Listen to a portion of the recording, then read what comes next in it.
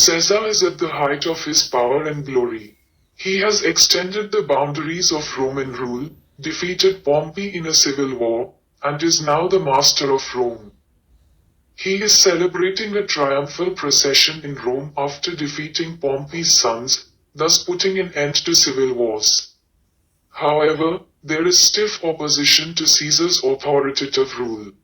The play opens with a street scene in Rome. The common Roman citizens are thronging the streets of the capital in holiday attire.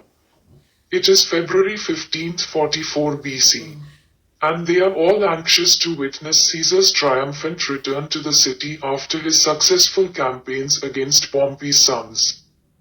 Their holiday mood is rudely interrupted by the tribunes, Flavius and Marullus.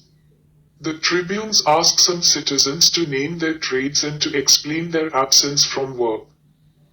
The first commoner answers straightforwardly, but the second commoner responds with a string of puns. Claiming to be a cobbler and that he and his fellow workmen have gathered to see Caesar and to rejoice in his triumph. Marullus accuses the workmen of forgetting that they are desecrating the great Pompey, whose triumphs they once cheered so enthusiastically. He blames them for wanting to honor the man who is celebrating a victory in battle over Pompey's sons. He commands them to return to their homes and to ask forgiveness of the gods for their offensive ingratitude. Flavius orders them to assemble all the commoners and take them to the banks of the Tiber and fill it with their tears of remorse for the dishonor they have shown to Pompey. The common citizens, ashamed of their behavior, go away. The two tribunes decide to strip all adornments and decorations from the statues of Caesar. Marullus doubts whether it is legal to disrobe these images on the feast of the Lupercalia. Flavius reassures him and points out that if such steps are not taken, Caesar will soon have them all living in servile fearfulness. MCQs 1. What is the rule that Marullus refers to? A. Workers ought to wear signs of their trade. B. A carpenter's foot rule. C. Citizens should bow before officials. D. All of the above. Answers. B. A carpenter's foot rule. 2.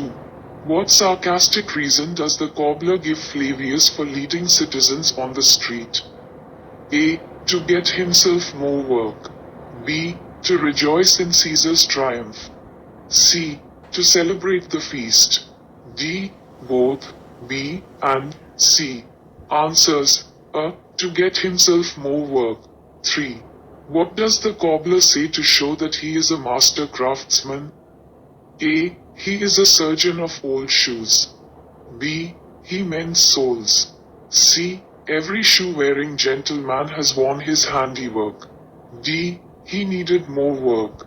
Answers. C. Every shoe-wearing gentleman has worn his handiwork. 4. Why, according to Marullus, would there be a plague? A. Due to the crowding in the sheets. B. Due to the ingratitude of citizens. C. Due to the hollow banks of the Tiber. D. Due to the flowers strewn on the way. Answers. B. Due to the ingratitude of citizens. 5. Why did Flavius consider it necessary to remove all the decorations with Caesar's statues? A. To turn the people against him. B. To replace them with new decorations. C. To quell Caesar's ego and popularity. D. None of the above. Answers. C. To quell Caesar's ego and popularity. 6. According to Marullus, for whom had the citizens of Rome waited patiently earlier? A. Caesar. B. Brutus. C. Pompey. D. Antony. Answers. C. Pompey. 7. What did Marullus ask the commoners of Rome to do? A. To pray for Caesar's well-being. B. To run away to their houses. C. To pray to God to avert their punishment. D. Both. B. and C. Answers. D. Both. B. and C. To run away to their houses and to pray to God to avert their punishment. 8. Why did Flavius ask the commoners to shed tears of remorse? A. For the dishonor shown to Pompey. B. For the rise of a dictator. C. For the loss of their liberty. D. For making Caesar too powerful. Answers: A. For the dishonor shown to Pompey. 9. Which quality of the common man is reflected in this scene? A. Admiration for Caesar. B. Fickleness. C. Hatred for Caesar. D. Fear of Caesar. Answers: B. Fickleness. 10. Which type of atmosphere in Rome is seen in Act 1, Scene 1 of the play? A. Peace and happiness. B. Confusion and chaos.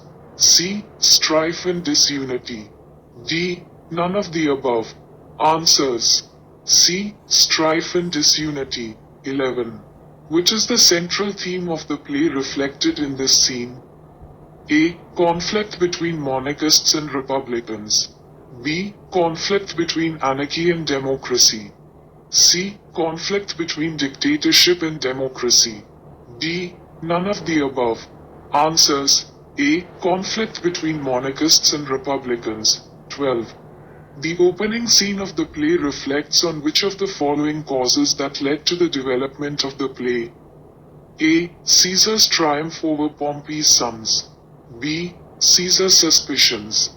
C. Mounting hostilities to Caesar's rule. D. Fear of Caesar.